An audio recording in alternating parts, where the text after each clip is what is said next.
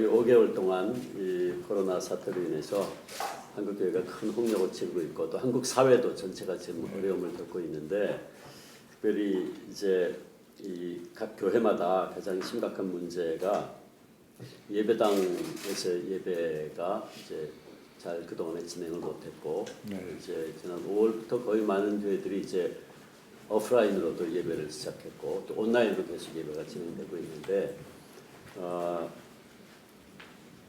문제는 이제 이런 사태가 장기화되니까 우려되는 일들이 참 많이 벌어지고 있는데 교인들이 점점 더 이제 예배에 관련해서 수동적으로 이제 변화되고 있고 또 예배 드리는 자세와 태도에 있어서도 점점 이제 매너리즘에 빠지게 되고 그리고 이제 더 심각한 문제는 이제 일종의 이 교인들이 점점 이 예배에 대해서 자꾸 이제 온라인으로 구경을 하다 보니까 이제 비교도 하게 되고 더 좋은 말하자면 컨텐츠가 뭐냐를 이제 찾아다니기도 하고 일종의 소비자적 그런 태도도 이제 등장하기 시작하고 그래서 교회의 가장 중요한 심장이라고 할 수 있는 예배가 지금 굉장히 어려워지고 자꾸 이제 허물어지고 있는 이런 이제 상황이 되어 있습니다. 그래서 이런 상황 속에서 우리 그리스도인들의 신앙생활의 핵심이라고 할 수 있는 예배가 다시 회복이 되어야 되는데 이게 어떻게 해야 될지. 한국의 모든 이제 목회자들의 같은 관심사고 또 고민거리라고도 할 수 있다고 생각합니다. 왜냐하면 우리 한국 기독교 역사 전례 이래 이런 일이 없었기 때문에 그리고 지금 전문가들의 그 예측을 들어보면 연말까지는 이런 상태로 계속 갈 것이다. 그리고 완전한 종식 그리고 이 해외여행 이전처럼 자유화되려면 1년 6개월 정도를 지켜봐야 될 것이다. 그러니까 그렇게 말하면 2022년도가 돼서야 모든 것이 이제 이전 같은 모습으로 돌아간다고 하는데 물론 그 안에 이제 백신과 치료제가 개발돼 갖고 조금 기간이 단축될 수도 있겠지만 가장 중요한 것이 그 교회의 본질적인 문제에 있어서 우리가 어떻게 목회자들이 이 교회를 지켜나갈 수 있겠는가 하는 그런 관심을 할 수 있겠습니다. 그래서 지금 지적하신 대로 이제 예배에 대한 그 근본적인 개념이 무너지는 것.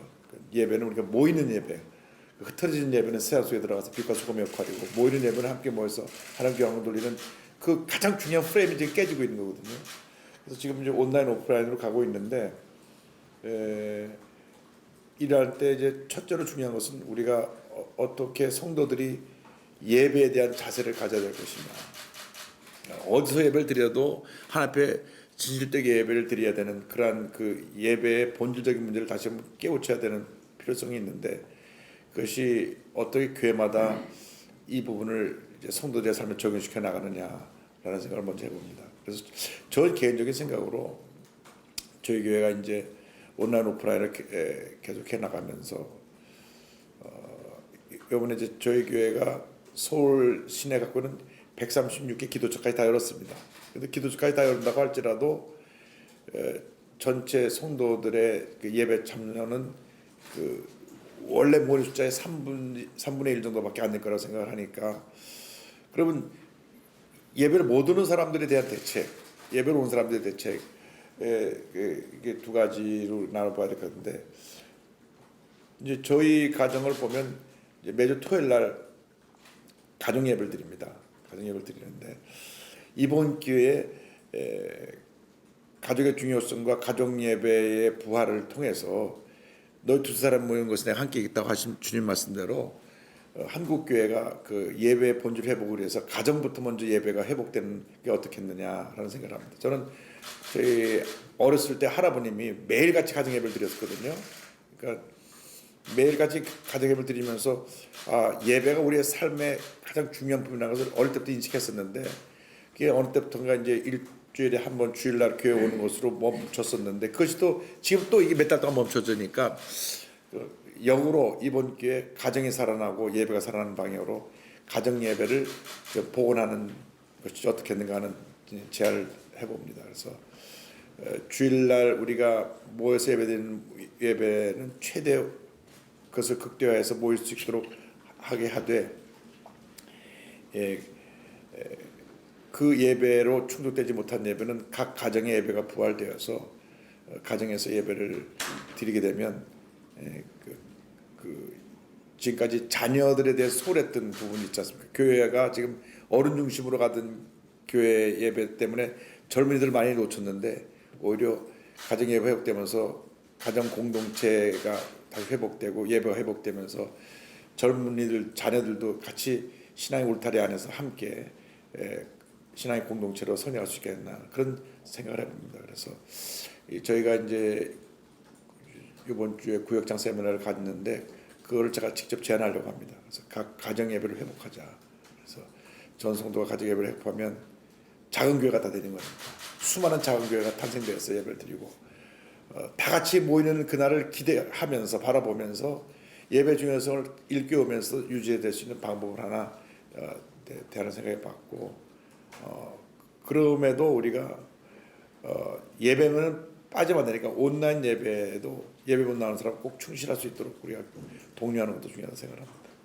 집에서 이렇게 예배 드리다 보니까 많은 교인들이 3대가 함께 모여서 할아버지, 이제 엄마 또 자녀들이 같이 앉아서 예배를 드리니까 가정 예배가 다시 회복되는 그런 굉장히 좋은 경험이 있어서 저도 이제 저희 교회에서 가정 예배를 잘 회복할 수 있도록 그리고 이제 부모들이 말하자면 가장으로서 또 개신교의 우리 신학 가운데 하나지만 만인 제사장 누구나 다 예수 그리스도 믿고 구원받은 백성들은 하나님의 이제 제사장으로서 역할을 해야 된다.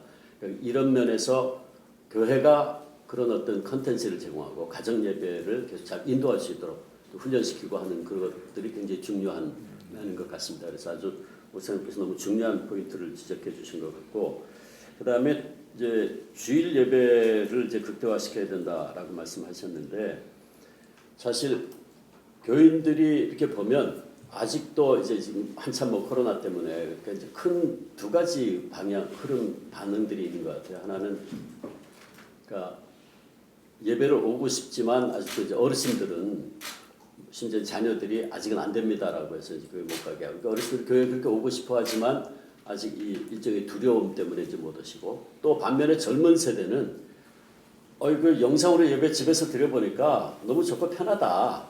그래서 뭐 굳이 뭐 교회 안 가도 이 정도로 충분히 할 수 있지 않느냐 하는 이런 어떻게 보면 이게 굉장히 교회에 함께 모여서 공 예배를 드리는 게 사실 굉장히 중요한 모습인데 그거를 지금 하지 못하게 되고 또 하지 않아도 되지 않느냐 하는 이런 움직임이 보여지기 때문에 그렇다 그러면 교회의 공 예배를 극대화시키려면 그런 부담감과 편리함이 있음에도 불구하고 그거를 능가할 수 있는 현장에 왔을 때에 예배당에 모여서 예배 드렸을 때에 정말 역시 예배당에 가서 예배를 드리니까 우리가 집에서 할 수 없는 것을 경험할 수 있다라고 하는 뭔가가 이게 주어지지 않으면 안 되는 이제 그런 상황이거든요. 그래서 원래 이제 성전이 세워질 때 하나님께서 하나님의 관심이 항상 거기 있고 하나님의 임재가 있다고 하는 그 말씀하셨는데 그것이 혼자 예배드릴 때에서는 경험할 수 없는 영적인 그런 그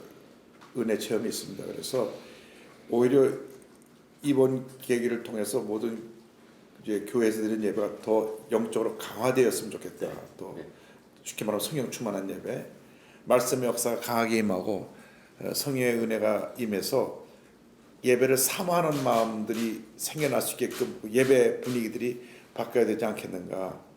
그를 위해서 정말 목회자들이 더 많이 기도하고 더 많이 준비해서 그 예배 전체가 한 시간 얼마 짧은 시간이지만은 처음 찬양부터 시작해서 끝날 때까지 감동 속에 드려지는 예배, 성령의 그 역사하심이 넘쳐나는 예배로 예배 현장이 바뀌어진다면 사실 우리 1907년 평양 장대원교회 대부흥 운동을 기억합니다마는 어떤 그런 부흥의 역사를 다시 재현할 수 있는 계기를 마련할 수 있지 않겠는가. 정말 그때는 모여서 굉장히 강렬한 성령 체험을 하고 그 모인 힘을 갖고 흩어져서 사회를 변화시키는 그런 그 계기를 만들어냈거든요. 그러니까 앞으로 한국 교회가 어떻게 보면 좀 풍요로움 속에서 침체됐다고 봅니다. 영적으로 나태해져서 옛날처럼 기도도 하지 아니하고 열심히 전도도 하지 아니하고 또 뭐 기도도 소홀히 하고 했던 것이 이번에 각자 있는 곳에서 편하게 신앙하면서 그런 것을 반성을 하면서 뭐 모일 때는 정말 강한 성령의 임재를 체험하고 흩어서는 사회 속에 변화를 가져오는 선한 영향을 끼치는 그러한 모습으로 바뀌어야 되지 않겠나 그런 생각을 해봅니다. 저도 그 생각에 정말 100% 동의하는데요. 그러니까 예배가 하나님과의 만남이라고 했을 때에 그 예배 현장에서 성령의 강한 임재를 경험할 수 있도록 그 예배가 그렇게 잘 이제 구상되어지고 진행되어져야 된다라고 생각을 하고요.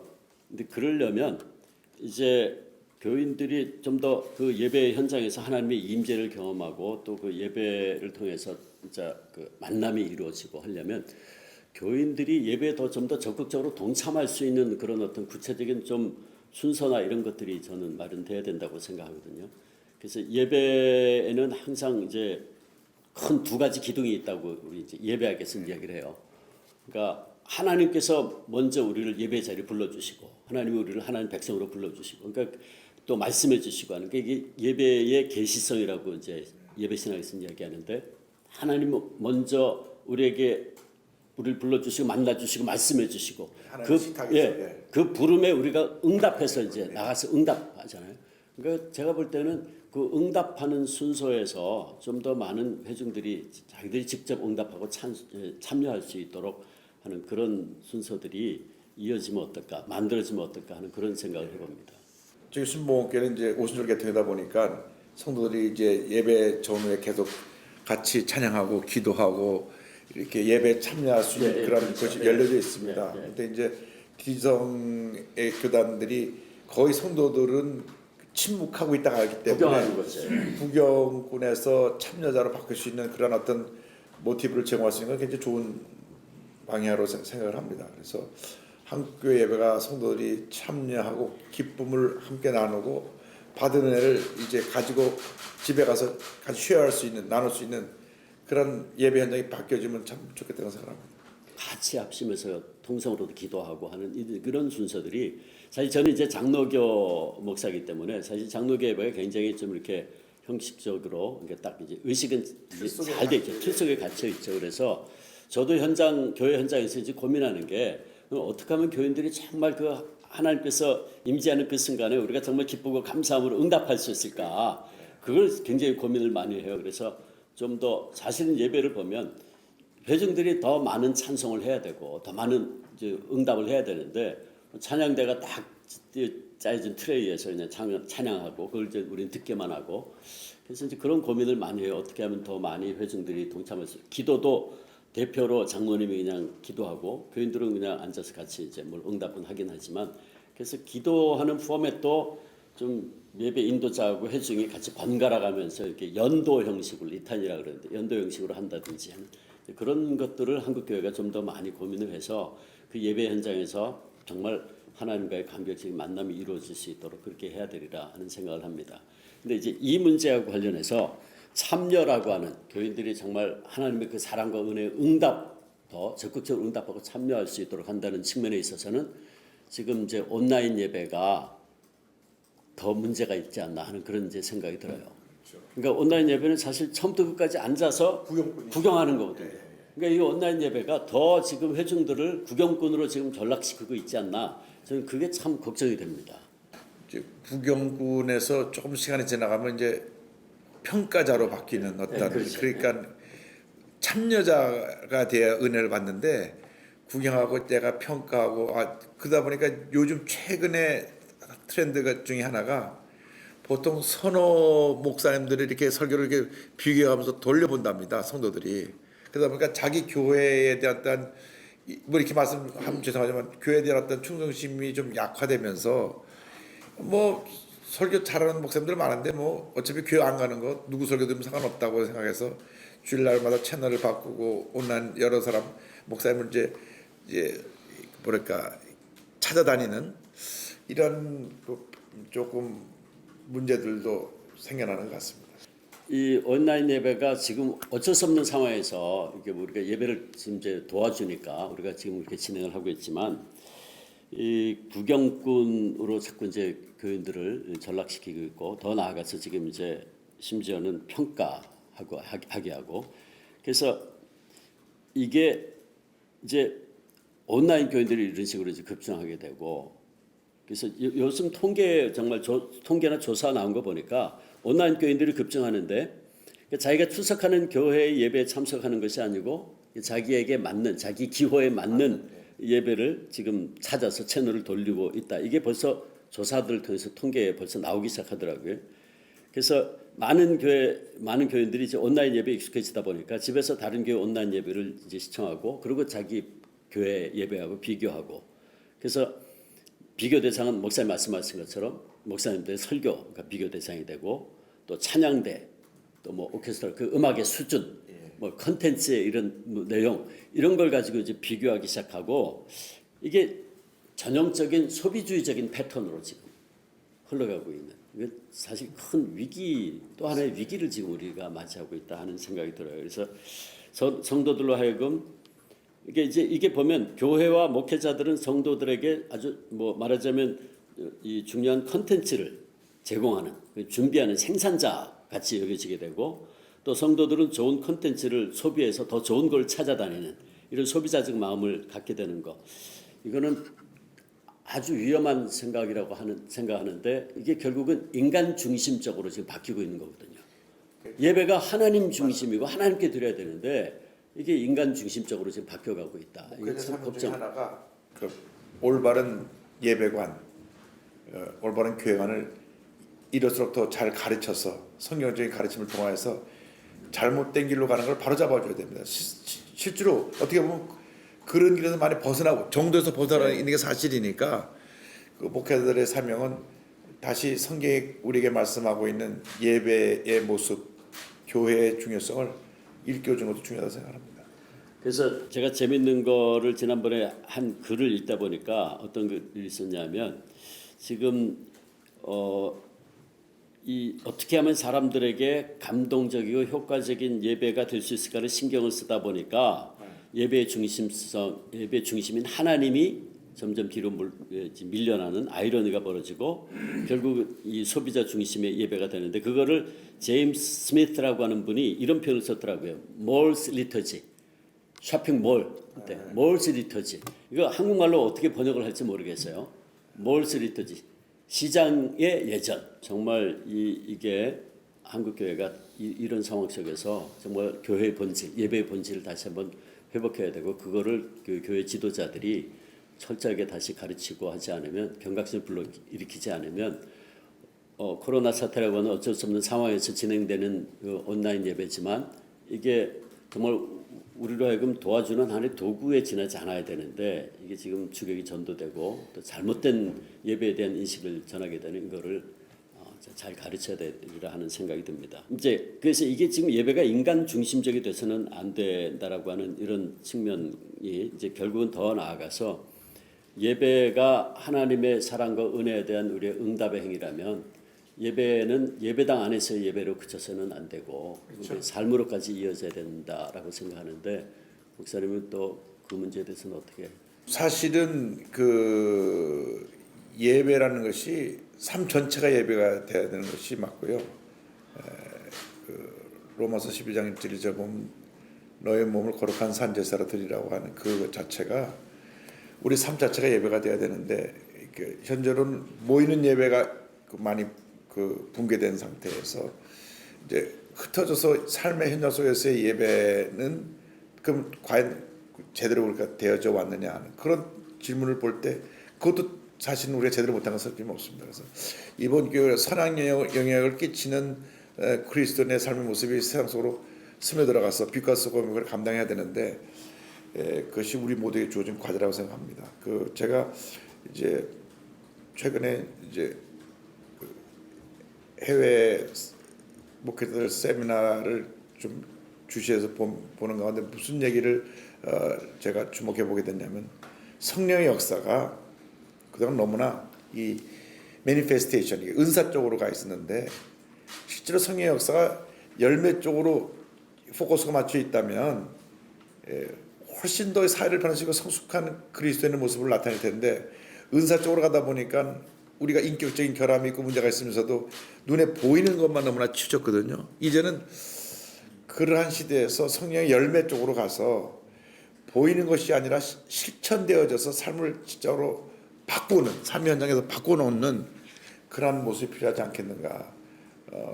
저희가 이제 세월호 참사가 났을 때 그 뭐 많은 이야기들이 오갔습니다만 우리가 사랑을 보여줘야 되겠다. 그래서 단원고 옆에 있는 보성재래시장을 가서 물건을 팔아주기로 했는데 처음에 가보니까 뭐 완전히 시장이 사람이 한 사람도 없는 거예요. 그냥 상인들은 그냥 앉아 있고 다들 그냥 절망 속에 그분들이 말하는 것은 오히려 안성 이 안산 전체가 장례식장이 됐다고 그렇게 됐는데 저희가 가니까 처음에는 이게 뭐가 이렇게 보여주러 온 줄 알고 이벤트성인 줄 알고 관심을 극별히 안 가졌는데 저희가 세월이 끝날 때까지 가겠습니다. 그래서 3년 동안 석 달마다 12번을 갔습니다.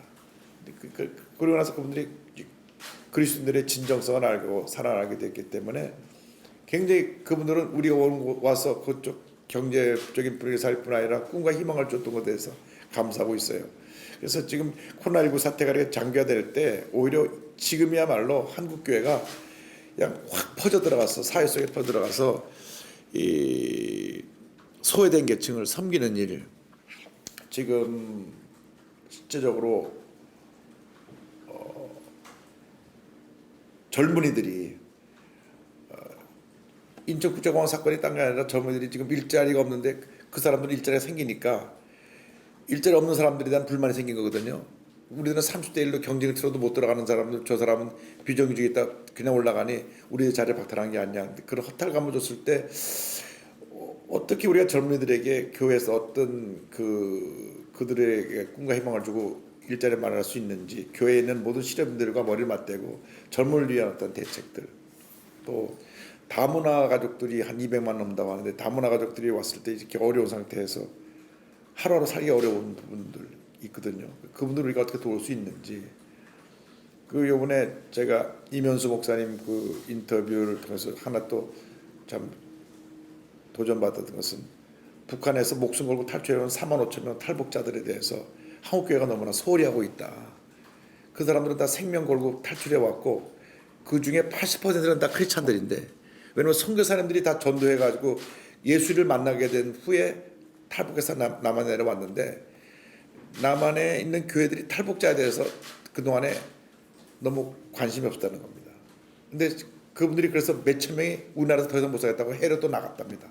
그래서 그 얘기를 들으면서 이렇게 소외된 계층에 대한 관심들을 우리가 좀 가져야 되지 않겠나.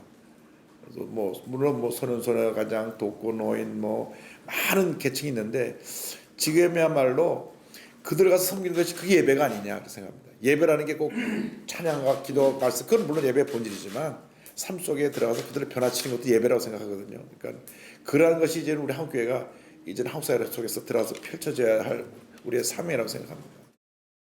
목사님 말씀을 아주 정확하게 보여주는 표현이 하나 있는데요. 그 존 메가더 목사님이 이런 얘기를 했어요. 참된 예배는 주일 예배 시간에 축도 후에 비로소 시작된다.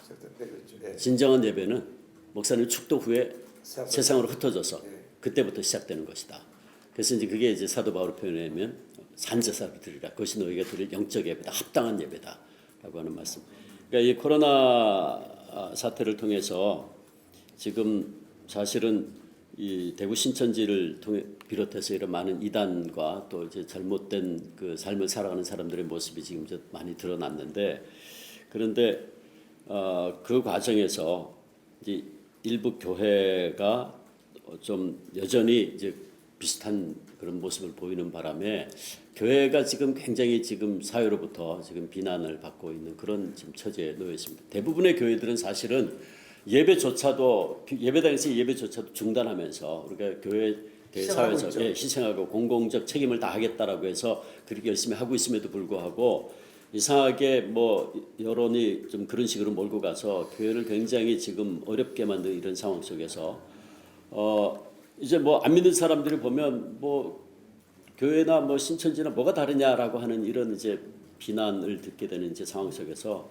지금 목사님께서 말씀해주신 우리가 정말 그리스도인으로서 예배당 안에서 예배뿐만 아니고 우리의 삶을 통해서 하나님께 드리는 그 예배가 너무너무 중요하고 그것이 정말 회복되어야 되리라고 생각을 합니다. 그래서 그러려면 이제는 말로는 더 이상 필요가 없고 교회가 교회됨의 모습을 보여줄 수밖에 없죠. 그래서 그게 참 삶으로 이어지는 그러니까 세상 속에서 그리스도인들의 삶 속에서 우리가 하나님을 정말 예배하는 것이 무엇인가를 드러내 보여줄 수 있어야 된다고 생각하고요.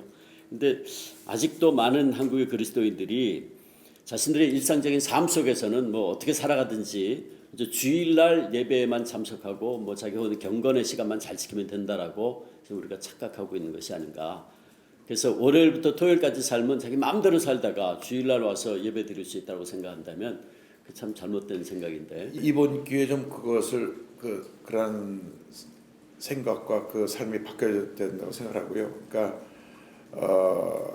이제 미국에서 소위 말하면 썬데이 크리스찬, 이제 일요일 날 교회 나가는 것으로서 의무를 다했다고 생각하는 그러한 잘못된 생각이 우리가 1년 365일이 예배의 현장이고 모이는 예배와 흩어진 예배 속에 우리가 어느 쪽에 있다는 것을 인지할 수 있도록 그래서 집이 하나의 작은 가정교회고 또 직장은 직장교회고 사업장은 사업장 교회가 돼서 어디든지 가서 우리의 거룩한 공동체의 역할을 사명을 감당하는 것이 굉장히 중요하다고 생각합니다. 그래서 한국 사회가 한국 교회에 대해서 이렇게 비판적으로 된 것 일부 책임져야 있습니다. 우리 그렇게 못했기 때문에 그래서 실제로 그 이태원 클럽에서 한두 명이 확진자 나와서 한 400~500명 옮긴 것에 대해서는 침묵하면서도 교회에서 10명 수면하고서 뭐 전체 교회가 잘못한 것으로 이제 매도가 되는 그런 모습을 보는데 그것은 그만큼 기대치가 높았는데 기대치가 높은 만큼 충족시켜주지 못했다는 불만이 표출됐다고 저는 생각합니다. 그래서 거꾸로 우리 이번 기회에 한국 교회가 더 잘하면 오히려 이것이 한국 교회가 사회로부터 다시 신뢰를 회복하는 기회가 되지 않겠는가 그런 생각을 해봅니다.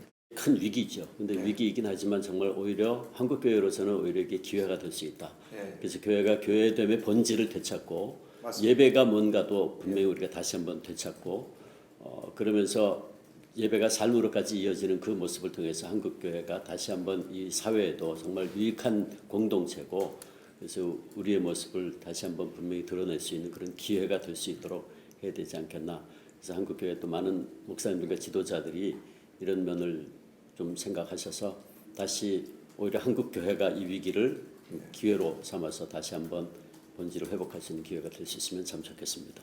이 실제로 그 말씀하신 내용에 하나 연결해서 말씀드리면 어쨌든 시간적인 여유가 많이 생기기 때문에 저는 역으로 그 시간을 많은 시간을 큐티하고 기도하면서 말씀 묵상하고 기도하는 거 굉장히 중요하거든요. 사실 그 삶의 가장 핵심인데 우리가 예배자로서 나가는 그 기본은 말씀과 기도인데 바쁨이라는 것 때문에 사실 놓친 거 있습니다. 목회자들도 성회가 많고 집회가 많고 뭐 해외 이제 그 선교 여행이 많았기 때문에 이게 다 올스탑됐기 때문에 오히려 이번 기회에 가장 처음에 은혜 받을 때 모습으로 돌아가서 말씀 묵상하고 기도하고 그대로 살기 위해서 노력하는 그러한 신앙의 원초적인 모습을 회복하게 된다면 이번 위기가 기회로 바뀌어지는 좋은 기회가 된다고 저는 생각합니다. 네, 저도 그렇게 생각합니다. 고맙습니다. 감사합니다. 네.